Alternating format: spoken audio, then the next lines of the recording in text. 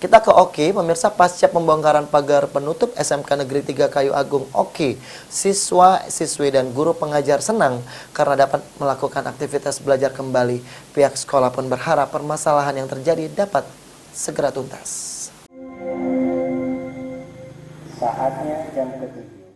Pembongkaran pagar seng yang menutup SMK Negeri 3 Kayu Agung Oki oleh Satpol PP Provinsi Sumatera Selatan dibantu Satpol PP Oki disambut bahagia oleh siswa dan siswi dan guru SMK Negeri 3 karena mereka dapat melakukan aktivitas belajar mengajar lagi seperti biasa dengan normal.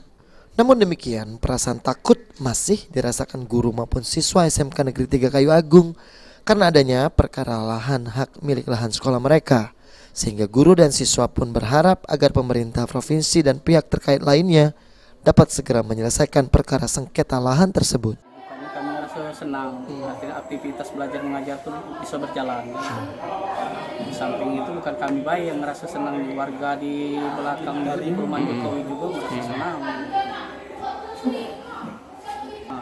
Gangguan-gangguan itu. Ya, mudah-mudahan hari ini sampai seterusnya jangan ada gangguan itu.